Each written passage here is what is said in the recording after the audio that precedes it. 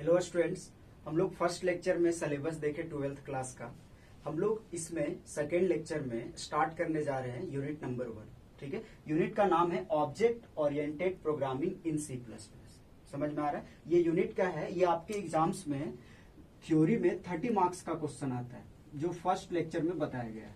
ठीक है, 30 मार्क्स, ये बहुत ही ज्यादा इंपॉर्टेंट चैप्टर है। ठीक है, पूरा 12th का सिलेबस इसी यूनिट पे डिपेंड करता है। ठीक है, आप जिस तरह से इस यूनिट में जितना अच्छे से पढ़ोगे आप पास कर जाओगे 12th क्लास में। समझ में आ रहा है? तो आप देखोगे इस यूनिट में हम लोग को कितने सारे चैप्टर्स पढ़ने हैं। देखो, फर्स्ट चैप्टर जो आपको पढ़ना है, चैप्टर नंबर 1, वो पढ़ना है सी प्लस प्लस रिविजन 2।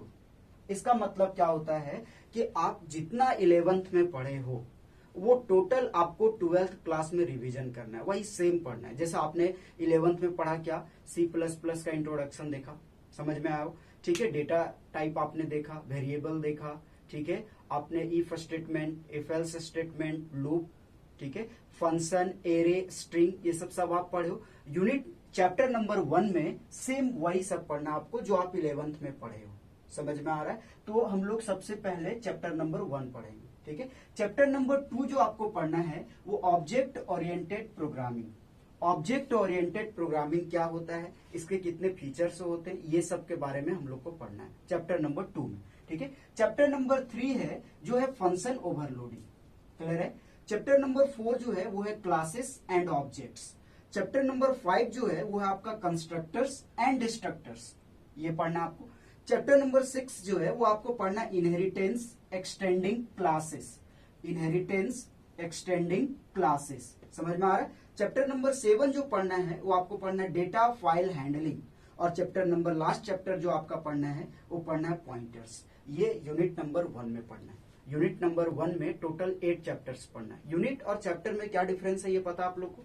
यूनिट एक मेन पार्ट होता है और यूनिट के अंदर चैप्टर छोटे छोटे चैप्टर से डिवाइडेड होते हैं। समझ में आ रहा है? ये डिफरेंस है। तो ये यूनिट एक मेन पार्ट हो गया, यूनिट हो गया ये। ठीक है, इसके अंदर बहुत सारे चैप्टर्स हैं, जो ये छोटा छोटा टॉपिक है, इस पे हम लोग डिस्कस करेंगे।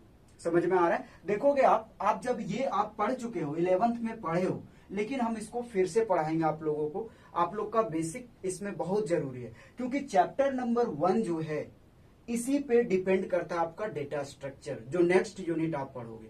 कारण कि जो भी हम लोग लॉजिक जनरेट करेंगे, लॉजिक बनाएंगे, आपको लॉजिकल प्रोग्राम सिखाएंगे, वो सब हम लोग देखेंगे सी प्लस प्लस रिविजन 2 में। तो इस चैप्टर को आप बहुत अच्छे तरीके से पढ़ोगे, क्योंकि डेटा स्ट्रक्चर में बहुत ही ज्यादा यूज होने वाला है इस चैप्टर का।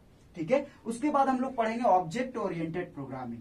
अगला ये, इसमें आपका थ्योरी पढ़ना है सबसे ज्यादा। ऑब्जेक्ट ओरिएंटेड किसको कहते हैं, इसका फीचर्स क्या होता है, ये सब के बारे में पढ़ना है। फंक्शन ओवरलोडिंग में भी आपको क्या पढ़ना है, फंक्शन ओवरलोडिंग में इसमें आपका प्रोग्राम पढ़ना है। प्रोग्रामिंग हम लोग जो फर्स्ट चैप्टर में यूज करेंगे वो सेकेंड में भी यूज होगा, लेकिन थोड़ा सा अलग होगा इसमें।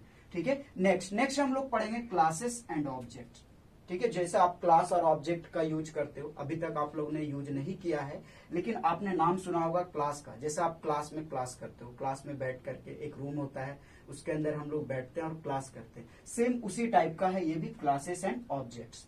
ठीक है, अगर आपका चैप्टर 4 आप क्लियर करते हो तो चैप्टर 5 आपका ऑटोमेटिकली क्लियर हो जाएगा। इसमें हम लोग पढ़ेंगे कंस्ट्रक्टर्स और डिस्ट्रक्टर्स के बारे में। ये सब नया नाम है, आप कभी सुने नहीं होंगे ये सब नेम को।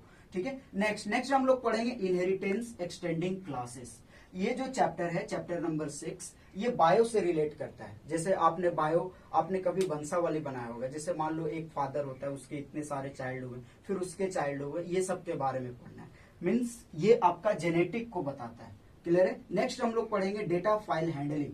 डेटा फाइल हैंडलिंग में हम लोग डेटा को कैसे मैनेज करते हैं। जैसे आपने मोबाइल में एक फाइल बनाया और कुछ भी आपने किया, ठीक है, कैसे डेटा को मूव करते हैं एक जगह से दूसरे जगह, ये सब के बारे में हम लोग पढ़ेंगे।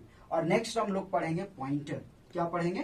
पॉइंटर ये सब आपको डिटेल में बताया जाएगा, लेकिन हम लोग सबसे पहले जो चैप्टर पढ़ेंगे वो पढ़ेंगे chapter number 1, C plus plus revision 2। बहुत ही मजा आने वाला है पढ़ने में सी प्लस प्लस। ठीक है, तो आप लोग अच्छे से इसको नोट्स तैयार करते जाइएगा।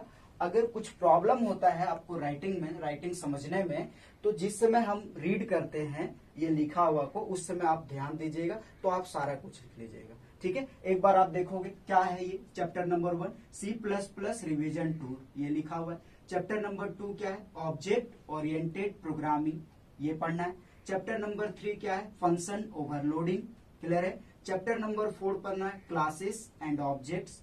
चैप्टर नंबर 5 क्या पढ़ना है, constructors and destructors. Chapter number 6 क्या है, इनहेरिटेंस एक्सटेंडिंग क्लासेस। और चैप्टर नंबर 7 क्या है, डेटा फाइल हैंडलिंग। और चैप्टर नंबर 8 क्या है, पॉइंटर्स, क्या है, पॉइंटर्स। देखिएगा हम लोग चैप्टर नंबर 1 स्टार्ट कर रहे हैं। इसमें जितना कुछ भी लिखा हुआ है आप पहले से जान रहे हो, 11th में पढ़े हो, लेकिन हम लोग इसको फिर से पढ़ेंगे, रिवीजन करेंगे कि किस तरह से होता है इसका लॉजिकल। देखोगे फर्स्ट जो हम लोग को पढ़ना है C++ रिवीजन टूर में, वो इंट्रोडक्शन पढ़ना है। किसका इंट्रोडक्शन, C++ का इंट्रोडक्शन, ठीक है। C++ किस टाइप का प्रोग्रामिंग लैंग्वेज है, किसके द्वारा डेवलप किया गया था, ठीक है, कब बना था, कहाँ पे किया गया था, ये सब के बारे में पढ़ना है, जो आपका ऑब्जेक्टिव क्वेश्चन बहुत ज्यादा आने का चांसेस रहता है, ठीक है, इंट्रोडक्शन से। नेक्स्ट हम लोग को पढ़ना है C++ बेसिक्स।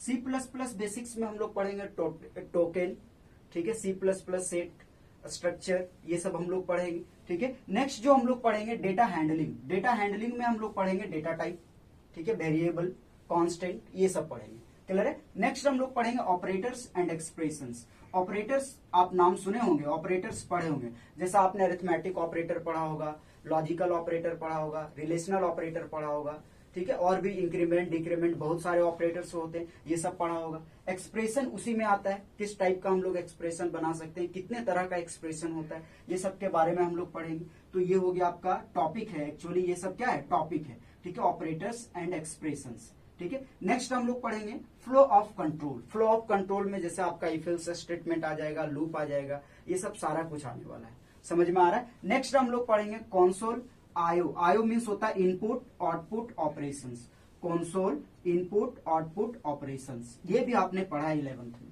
ठीक है। नेक्स्ट हम लोग पढ़ेंगे एरेज। एरेज आपने पढ़ा है, ठीक है। नेक्स्ट पढ़ेंगे functions.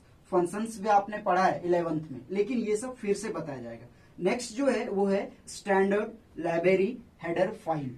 Standard library and header files, इसके बारे में हम लोग पढ़ेंगे, ठीक है, कि इसका हेडर फाइल क्या होता है। जैसा आपने iostream.h के बारे में पढ़ा, conio.h के बारे में पढ़ा, तो ये सब होता क्या है, क्यों यूज करते हैं हम लोग C++ में, ये सब के बारे में पढ़ेंगे। और नेक्स्ट हम लोग पढ़ेंगे स्ट्रक्चर्स, जो लास्ट टॉपिक होगा टोटल। हम लोग को चैप्टर नंबर 1 में इतने सारे टॉपिक्स को डिस्कस करना है, ठीक है। उसके बाद हम लोग सेकेंड चैप्टर में आएंगे, क्लियर है, ठीक है। यहां तक समझने में कुछ भी प्रॉब्लम नहीं होना चाहिए, इसको आप कॉपी में नोट डाउन कर लोगे, ठीक है। और अगले लेक्चर, जो लेक्चर नंबर 3 होगा, उसमें हम लोग स्टार्ट करेंगे कि C++ का इंट्रोडक्शन से स्टार्ट करेंगे, कि इसका क्या होगा इंट्रोडक्शन, उसके बाद स्टेप बाय स्टेप हम लोग आगे बढ़ते जाएंगे। समझ में आया, क्लियर है, ठीक है। कुछ भी डाउट होगा तो आप पूछ सकते हैं, क्लियर है ना कॉन्सेप्ट, ठीक है।